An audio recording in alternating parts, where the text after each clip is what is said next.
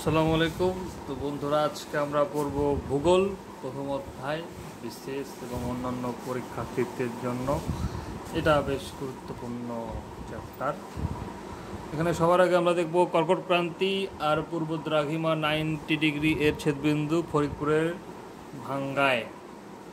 অর্থাৎ কর্কট ক্রান্তি মানে হচ্ছে আপনার ওই যে উত্তর অক্ষাংশের 23.5 ডিগ্রি, সেটা হচ্ছে কর্কট ক্রান্তির রেখা। আর পূর্ব দ্রাঘিমা যে 90 ডিগ্রি, এই দুটো যদি ছেদবিন্দু ধরেন সেটা হবে ফরিদপুরের ভাঙ্গায়। আর বাংলাদেশের মোট এরিয়া হচ্ছে 5138 বর্গ কিলোমিটার। ভারতের সাথে আছে 4156, মায়ানমারের সাথে 271 কিলোমিটার, আর সমুদ্র সীমা হচ্ছে বাংলাদেশের 711 কিলোমিটার। আর বাংলাদেশের সাথে মায়ানমারের দুইটি প্রদেশ আছে, সেগুলো হচ্ছে চীন প্রদেশ আর রাখাইন। এই দুটি বাংলাদেশের সাথে মায়ানমারের কমন আছে। আচ্ছা, তাহলে মোট বর্ডার 5138, ভারতের সাথে 4156, মায়ানমারের সাথে 271 এবং সমুদ্র সীমা 711 কিলোমিটার। আচ্ছা, তার আগে একটা কাজ করি, পুরাটা আমরা একবার দেখে নেই, পুরা এক অধ্যায়টা কী কী আছে এখানে।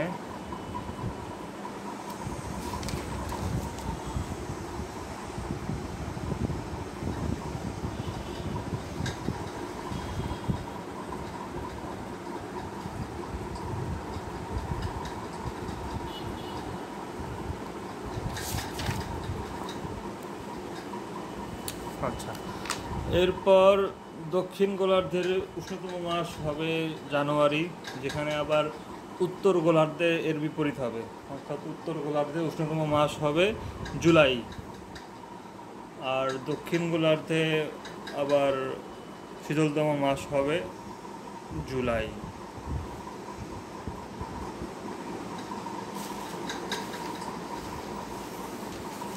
আচ্ছা, রামসার সাইট সুন্দরবন রামসারে অন্তর্ভুক্ত হয় 1992 সালে, টাঙ্গুয়ার হাওর 2000 সালে। আর কিশোরগঞ্জ বেশ নিচু এলাকা বাংলাদেশের মধ্যে, সবচেয়ে উঁচু দিনাজপুর, যেটা সমুদ্রপৃষ্ঠ থেকে 37.50 মিটার উঁচুতে। আচ্ছা, 31 জুলাই মধ্যরাতে অথবা 1 আগস্ট 2015 এই তারিখে হচ্ছে ছিটমহল বিনিময় হয় বাংলাদেশ এবং ভারতের মধ্যে। হিমবাহের ক্ষয় ইউ আকৃতির হয়, নদীর ক্ষয় হয় ভি আকৃতির।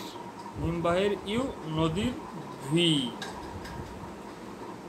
আচ্ছা, সৌরজগতের কিন্তু সবচেয়ে উজ্জ্বল এবং আমি যদি বলি যে উষ্ণতম গ্রহ কোনটা, সেটা হবে শুক্র। সবচেয়ে দূরবর্তী নেপচুন, আর উপগ্রহ নেই বুধ এবং শুক্রের কোনো উপগ্রহ নেই। সিলেটের যে তামাবিল যে আপনার অংশটা আছে, এই তামাবিলের সাথে মেঘালয়ের ডাউকির একটা সংযোগ আছে। অর্থাৎ সিলেটের যে তামাবিল আছে এর সাথে ভারতের মেঘালয় রাজ্যের ডাউকির কানেকশন আছে। অর্থাৎ এপাশে তামাবিল, ওপাশে ডাউকি। তিনটি মায়ানমারের সাথে 3টি জেলা কানেক্টেড আছে বাংলাদেশের, সেগুলো হচ্ছে কক্সবাজার, রাঙ্গামাটি, বান্দরবন। এর মধ্যে কক্সবাজার শুধুমাত্র মায়ানমারের সাথে আছে, ভারতের সাথে কিন্তু কানেকশন নাই কক্সবাজারের। আবার রাঙ্গামাটির সাথে 2টারই কানেকশন আছে। তারপর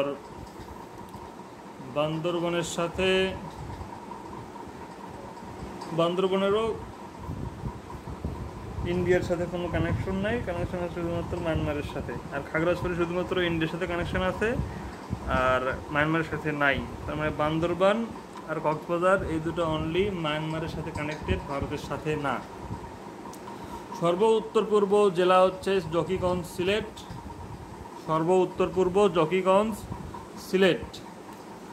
আর পূর্বে হচ্ছে আপনার আছে আখাইনঠং, থানচি। সবচেয়ে পূর্বে আখাইনঠং, থানচি। আর দক্ষিণ পশ্চিমে আছে শ্যামনগর। দক্ষিণ পশ্চিমে শ্যামনগর, যেটা হচ্ছে সাতক্ষীরাতে। আর সর্বদক্ষিণে আছে মনাকষা চাঁপাইনবাবগঞ্জ, সর্বদক্ষিণে মনাকষা চাঁপাইনবাবগঞ্জ, সর্বদক্ষিণে হবে না, সর্বপশ্চিমে হবে সম্ভবত। সর্বপশ্চিমে হচ্ছে মনাকষা চাঁপাইনবাবগঞ্জ। তারপর সুন্দরবন ও ভারতের সীমানা নির্ধারণকারী নদী হচ্ছে হারিয়াভাঙ্গা। সুন্দরবন ও ভারতের সীমানা নির্ধারণকারী নদী হারিয়াভাঙ্গা। 1 নটিক্যাল মাইল সমান 1.853 কিলোমিটার। 1 নটিক্যাল মাইল সমান 1.853 কিলোমিটার। আর বাংলাদেশের রাজনৈতিক বা টেরিটোরিয়াল সমুদ্র সীমা হচ্ছে 200 নটিক্যাল মাইল বা 370.40 কিলোমিটার। অর্থাৎ এখানে বাংলাদেশ তাদের যে রাজনৈতিকভাবে এটাকে ইউজ করতে পারবে, এটা শুধুমাত্র বাংলাদেশের। এবং মহীসোপান হচ্ছে 350 নটিক্যাল মাইল। আর আরেকটা ছিল, সেটা হচ্ছে আরেকটা যেন কি ছিল, ওটা হচ্ছে 12 ছিল আর কি, যাই হোক।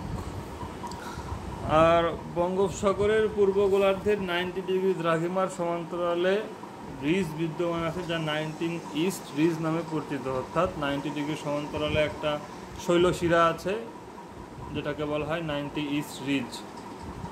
বাংলাদেশ 2012 সালে 14 মার্চ ইটলস, অর্থাৎ International Tribunal for the Law of the Sea, যার সদর দপ্তর জার্মানির হ্যামবার্গে অবস্থিত। তো এখান থেকে এখানে একটা কেস করে মায়ানমারের কাছ থেকে 1,11,631 বর্গ কিলোমিটার এলাকা পেয়েছে বাংলাদেশ। আর 2014 সালে 7 জুলাই এটা হচ্ছে পার্মানেন্ট কোর্ট অফ আরবিট্রেশন, এখান থেকে এটা সদর দপ্তর হেগে অবস্থিত। তো এখান থেকে মামলা করে ভারতের কাছ থেকে এরকম 19,467 বর্গ কিলোমিটার লাভ করেছে বাংলাদেশ। ইটলসের সদর দপ্তর হচ্ছে কোথায় অবস্থিত? জার্মানির হ্যামবার্গ। আর পিসি এর সদর দপ্তর অবস্থিত হেগে। আচ্ছা, এরপর দেখেন বেনাপোল আছে আমাদের এদিকে যশোরে, আর ভারতের সাইডে আছে পেট্রোপোল। তারপর আমাদের দর্শনা আছে, ওইদিকে আছে গেদে, যেটা আন্তরেল সংযোগ আছে এই দুটার মধ্যে। তারপর আখাউড়া, এখানে ব্রাহ্মণবাড়ির আখাউড়া আছে, ওইদিকে আছে আগরতলা হচ্ছে ওইদিকে ওই যে কিসের ত্রিপুরা রাজ্যের আগরতলা। তারপর দেখেন বাংলাবান্ধা আছে আমাদের এদিকে, ওদিকে আছে ফুলবাড়ি জলপাইগুড়ির। তামাবিল আছে, ওদিকে আছে ডাউকি শিলং মেঘালয় যেটা অবস্থিত। তারপর নদীবন্দর মোট 46টি, স্থলবন্দর 24টি। আর ইন্টারন্যাশনাল ফ্লাইট 3টি, ঢাকা অভ্যন্তরীণ হচ্ছে 8টা। ইন্টারন্যাশনাল ফ্লাইট 3টা হচ্ছে ঢাকা, চট্টগ্রাম আর সিলেটে।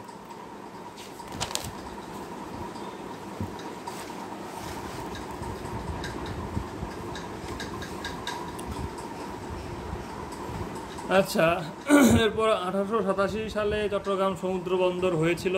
এটা কিন্তু আবার পোর্ট গ্রান্ডি নামে পরিচিত। এবং দ্বিতীয় হচ্ছে মংলা বাগেরহাট, তৃতীয় হচ্ছে পটুয়াখালী, যেটা গভীর সমুদ্র বন্দর, সেটা হচ্ছে তৃতীয়। এবং চতুর্থ হচ্ছে আরেকটা গভীর সমুদ্র বন্দর, সেটা হচ্ছে কক্সবাজারে মাতারবাড়িতে অবস্থিত। এরপর দেখেন বৃহত্তম উপদ্বীপ হচ্ছে আরব উপদ্বীপ, অর্থাৎ আরবের যে উপদ্বীপটা আছে সেটা হচ্ছে বৃহত্তম উপদ্বীপ। আর গভীরতম হ্রদ হচ্ছে বৈকাল হ্রদ, এবং গভীরতম যে মিষ্টি পানির হ্রদ সেটা হচ্ছে বৈকাল হ্রদ।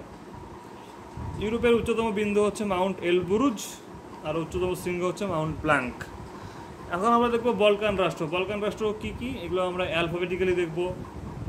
এ ফর আলবেনিয়া, তারপর বিতে বসনিয়া ও হার্জেগোভিনা, তারপর বিতে বুলগেরিয়া আছে, সিতে ক্রোয়েশিয়া আছে, কসোভো আছে, এমতে মন্টিনেগ্রো, তারপর এমতে নর্থ মেসিডোনিয়া, তারপর রোমানিয়া, আর্তে রোমানিয়া, এসতে সার্বিয়া আছে, এসতে স্লোভেনিয়া আছে। এরপর অনেকে আবার গ্রিস, তুরস্ক, মলদোভা, হাঙ্গেরি এগুলোকেও বলকান রাষ্ট্র বলে। বলকান অর্থ কিন্তু পাহাড়। আর আফ্রিকার হর্ন বলতে আসলে বোঝায় ইরিত্রিয়া, ইথিওপিয়া, সোমালিয়া, জিবুতি, ঠিক আছে, সোজি। তো আসলে সোমালিয়ার জন্যই কিন্তু আসলে এটা হর্ন হিসেবে একটা আকৃতি পাওয়া যায়। তো আফ্রিকার হর্ন কি? Eritrea, Ethiopia, Somalia, Djibouti. আর সবচেয়ে বড় হীরকখনি হচ্ছে কিম্বারলি, সাউথ আফ্রিকাতে আছে। আফ্রিকার ক্ষুদ্রতম দেশ সিচেলিস। সাভানা হচ্ছে আফ্রিকার ঘাস বৃক্ষের একটা বাস্তুতন্ত্র, যেখানে আমরা ন্যাশনাল জিওগ্রাফিতে দেখতাম যে অনেক একটা বন, একটা বিশাল একটা সাদা মানে সবুজ একটা তৃণভূমি, সেখানে সিংহ টিংহ থাকতেছে, হাতি হাতি থাকতেছে, সেটা হচ্ছে সাভানা আর কি। আর সাহেল হচ্ছে উত্তরে মরুময় এলাকা, দক্ষিণে আছে। সাহেল হচ্ছে যে উত্তরে মানে আফ্রিকার উত্তরে যে মরুভূমি আছে, আবার দক্ষিণে একটা আর্দ্র ক্রান্তীয় অঞ্চল আছে, এই দুটো মাঝামাঝি যে অঞ্চলটা সেটাই হচ্ছে সাহেল। আচ্ছা, তারপর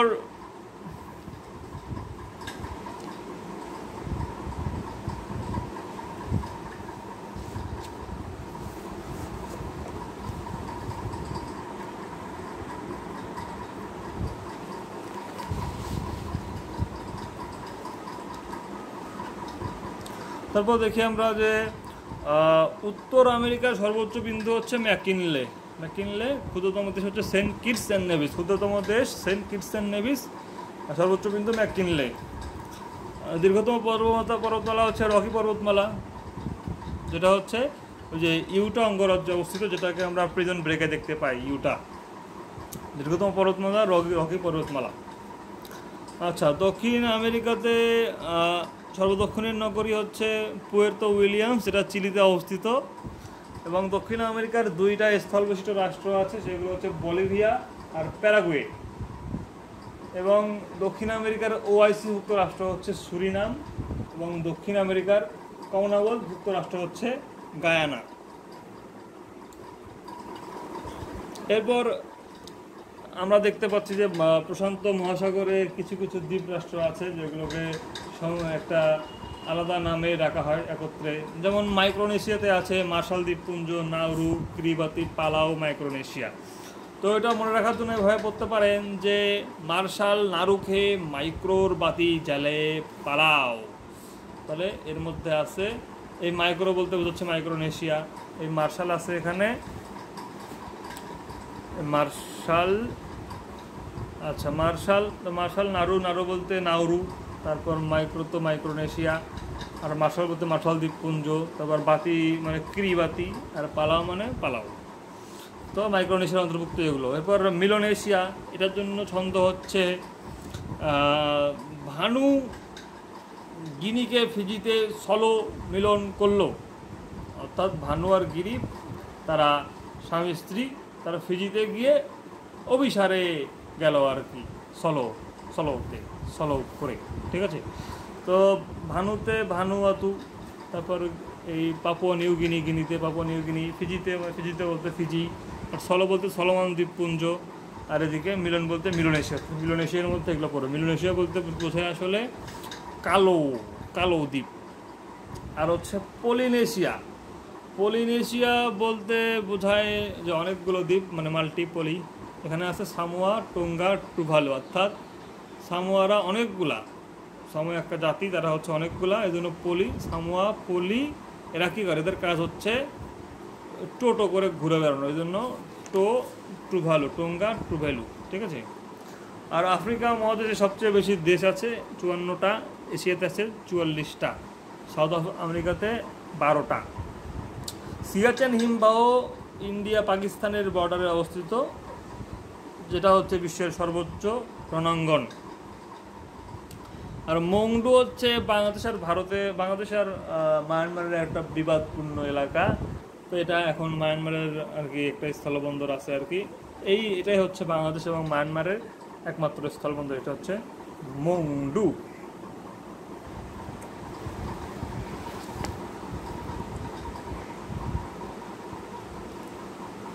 এরপর দেখি ইসফল হচ্ছে মণিপুরের রাজধানী। এটা নিয়ে কিন্তু আবার ইন্ডিয়া এবং বার্মার একটা কনফ্লিক্ট আছে। এই ইসফল হচ্ছে মণিপুরের রাজধানী এবং এটা নিয়ে ইন্ডিয়া আর মায়ানমারের একটা দ্বন্দ্ব আছে। আর ক্রিমিয়া 1954 সালে ইউক্রেন পায় এবং 2014 সালে আবার রাশিয়া নিয়ে নেয়। আর দোকালাম ভারত, চীন, ভুটান, এই তিনটা রাষ্ট্রের একটা বৃহৎপূর্ণ এলাকা। দোকালাম হচ্ছে ভারত, চীন, ভুটানের একটা বৃহৎপূর্ণ এলাকা।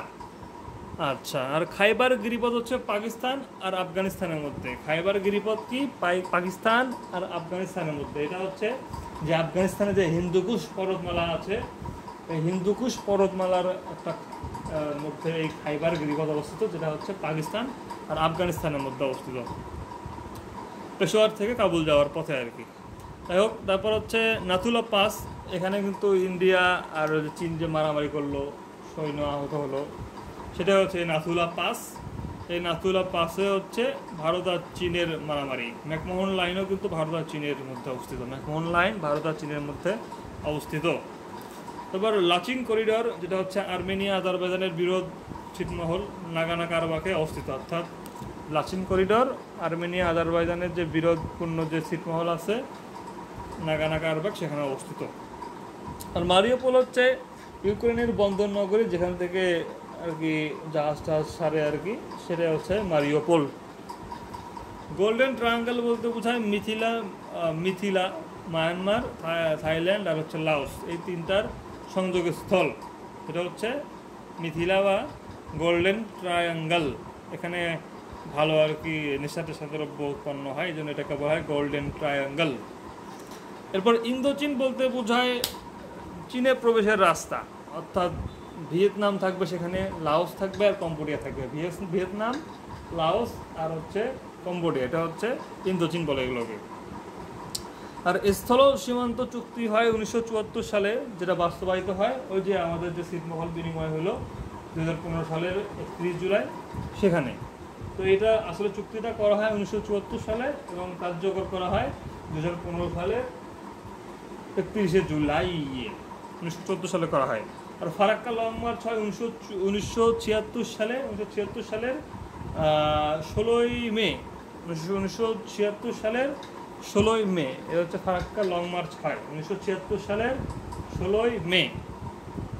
টিপাইমুখী বাঁধ, এটা মণিপুরের বরাক নদীর উপরে অবস্থিত।